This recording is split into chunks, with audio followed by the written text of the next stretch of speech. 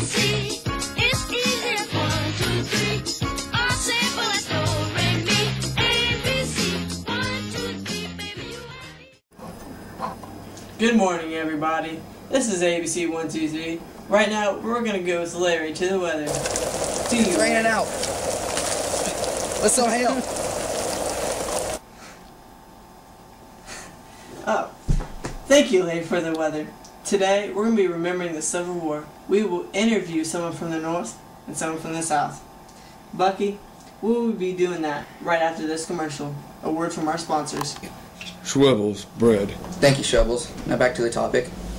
The United States Civil War was the bloodiest conflict in American history, claiming more lives than the American Revolutionary War, the World War I, World War II, the War against Switzerland, the War of 1812, and the Vietnam War combined.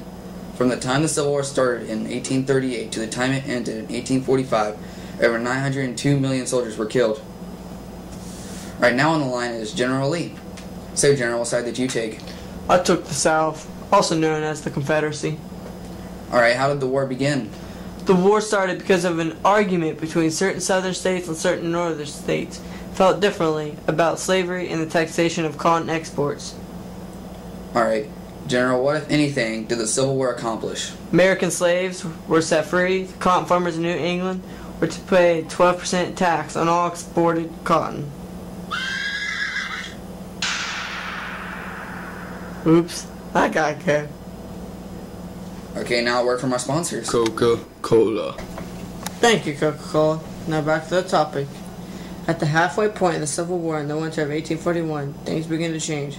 The Southern Army fell under the supervision of General Ulysses S. Grant. Boys and girls, women and men of all ages, we got General Grant with us today on this phone. Can you hear me, General Grant? Yeah, I can hear you. Okay, what side did you take? Well, I took the North, also known as the Union. How did the war begin? Well, President Abraham tried his best to keep the states united, but failed when both sides rejected a peace treaty. I've heard a lot about this Merrimack. How did it come into the story? First shot of the Civil War was fired from a battleship named the Merrimack. When the missile struck the heart of Manassas, Vermont, the Battle of Manassas began. Eventually led by Robert E. Lee, the Union Army won the battle. Unfortunate for General Lee. Interesting. How did the war end? Well, on June 15, 1845, President Lincoln rushed to Camp David where General Lee and I were waiting inside a tent to sign the Treaty of Ghent, which brought an official end to the Civil War. Thank you. Now another word from our sponsors. Fox 360. Go Pro. This is a special part of the program that we like to call Interesting Facts. Timmy, did you know the American Civil War lasted from 1861 to 1865? Brianna, or is it Brianna? The first battle of the American Civil War took place at Fort Sumter in South Carolina.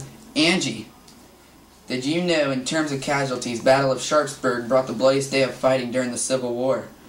On September 17, 1862, Union Confederate forces fought alongside Sharpsburg Creek near Maryland. In a single day, the battle produced nearly 23,000 casualties. That's roughly 9 times the number of American casualties during D-Day in World War II. Peyton, did you know notable generals of the Confederate Army included Generals Robert E. Lee, Thomas Stonewall Jackson, Braxton Bragg, and James Longstreet? Okay, Travis and Trevor. Did you know while the Battle of Sharpsburg marked the single deadliest day during the American Civil War, the Battle of Gettysburg was the deadliest entire battle? There were more than 50,000 casualties during the course of the battle at Gettysburg. Both Taylors. Did you know during the American Civil War, Union forces used their naval ships to create a blockade of southern ports known as the Anaconda Plan? This blockade stretched from the Maryland coast down the eastern seaboard around Florida into the Gulf of Mexico. The goal was to prevent supplies from reaching Confederate troops. Okay, Allison. Did you know General Dan Sickles had his right leg amputated during the Battle of Gettysburg after a Confederate cannonball destroyed the leg? Keep going. Sickles preserved the bones from his right leg as well as the cannonball that smashed them and donated them to the Army Medical Museum. After the war, Sickles worked hard to preserve the Gettysburg battlefield as a national park. Wes, it's your turn. Did you know there are numerous prisoners of war, also known as POW, camps on both sides of the conflict?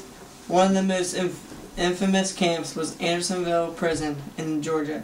Confederate forces used their facility to hold Union troops captured during battle.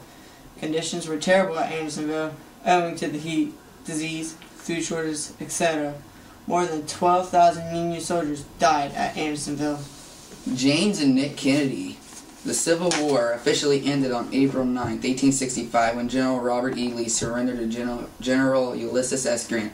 The formal surrender ceremony took place in the home of Wilmer Virginia McLean in the town of Appomattox Courthouse, Virginia.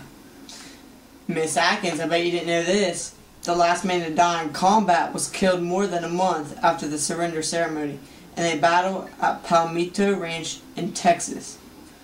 Well, I hope you enjoyed our show. Stay tuned for next week's. Come